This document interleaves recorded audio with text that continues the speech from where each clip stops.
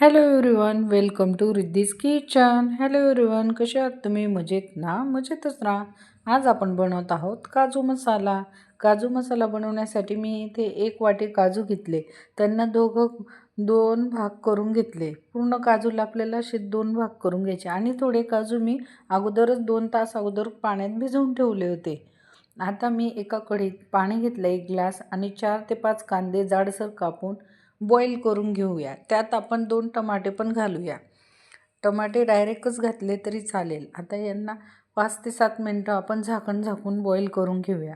हे बघा, आपले कांदे हे बॉईल झाले आहे. टमाटे आणि कांदे आपण काढून घेतले. आता टमाट्याची साल काढून घ्यायची आणि कांदे पण थोडे गार झाले की आपण मिक्सरला दळून घेऊ. अगोदर आपण जे काजू भिजवले ते पाण्यात ते दळून घेऊया. याच्यात आता सर्व काजू काढून थोडंसं पाणी घालून एक क्रीमी टेक्स्चरसारखं दळून घेऊया. एकदम फाईन करायचं आहे आपल्याला, जाडसर ठेवायचं नाही आहे. हे बघा, आपण आता काजू हे दळून घेतले. एकदम क्रीमी टेक्स्चरसारखं, सेम क्रीम वाटते ना, पण हे काजू दळले. कारण काजू दळून आपण ग्रेव्हीमध्ये पण टाकणार आहे आणि एक क्रीम बेस म्हणून वापरणार आहेत. तर चला मग, आता आपण जे बॉईल केलेलं होतं कांदा आणि टोमॅटो, ते परत लसूण, अद्रक असं आपण सर्व एकत्र दळून घेऊया. सगळं गार झालं की आपण सर्व एकत्र दळून घेऊया. एकदम छान बारीक दळून घ्यायचे आहे आपल्याला, जाड ठेवायचं नाही आहे. आता मी हे सर्व पाणी घालायची काही गरज नाही, कारण अगोदरच आपण त्याच्यात टोमॅटो टाकले असल्यामुळे पाणी त्याला सुटणारच आहे. आता मी हे दळून घेईल. हे बघा, आपण कांदा आणि टोमॅटो, लसूण, अद्रक सर्व आपण बारीक दळून घेतलेलं आहे. आता आपण हे बघा, काजू पण आपण बारीक एकदम क्रीमसारखे दिसत आहे ना, तर तसं दळून घेतलं आहे. आता आपण एका कढईमध्ये बटर टाकूया. 1 क्यूब बटर टाकला मी आणि त्यात थोडं अजून तेल घातलं. आता ह्या तेलात आपण काजू जे आपण 2 भाग केलेले होते ते आता आपण चांगले क्रिस्पी फ्राय करून घेऊया. कमी गॅसवर एकदम मस्त असे थोडे क्रंची होईस्तोवर आपण त्यांना तळून घेऊया. हे बघा, आता लालसर झाले म्हणजे आपले काजू हे छान तळले गेले आहे. आता आपण यांना काढून घेऊया. काजू बघा किती छान तळले गेले.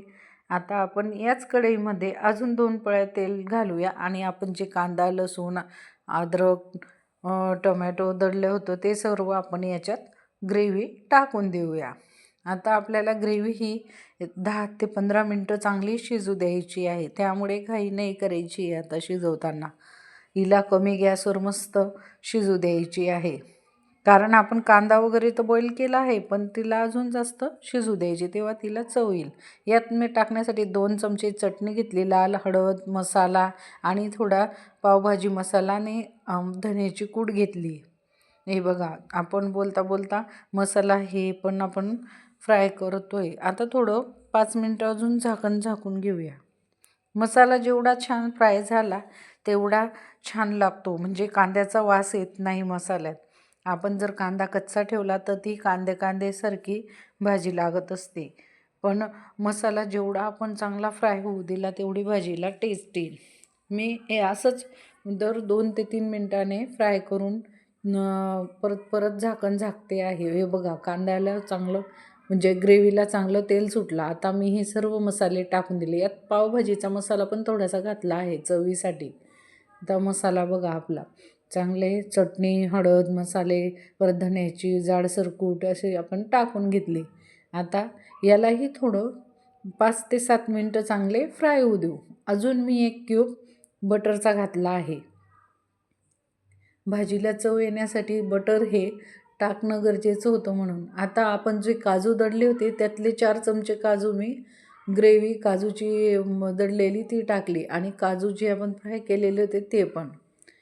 काजू दळून टाकल्याने काजूची जी टेस्ट असते ती त्यात येते. आता चवीनुसार मी मीठ घातलं आणि थोडं पाणी गरम करायला ठेवलं होतं. आपल्याला ग्रेव्ही ही घट्टच ठेवायची, त्यामुळे पाणी थोडंच घातलं आणि अगोदरच कांदे टोमॅटो टाकल्यामुळे ग्रेव्ही ही आपली मस्त घट्ट आणि दाटसर आली. हे बघा, आता याला एक 5 ते 7 मिनटंच आपल्याला शिजू द्यायचं आहे. हे बघा मस्त तरी आलेले आहे ना रेस्टॉरंट स्टाईल काजू मसाला. हे बघा एकदम छान दिसते क्रीमी टेक्स्चरसारखी.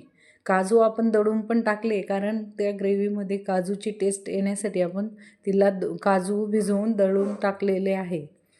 हे बघा काय नाही, आता फक्त 5 मिनटं शिजली की झाली आपली रेडी. आता आपले काजू मसाला रेडी आहे. यात मी जे काजू दळले होते त्याची पण अजून 1 चमची वरतून गार्निश म्हणून टाकलं आणि थोडी कोथिंबीर पण घातली आहे. दिसते ना रेस्टॉरंट स्टाईल काजू मसाला. चला तर मग या यूट्यूब फॅमिली काजू मसाला खाण्यासाठी.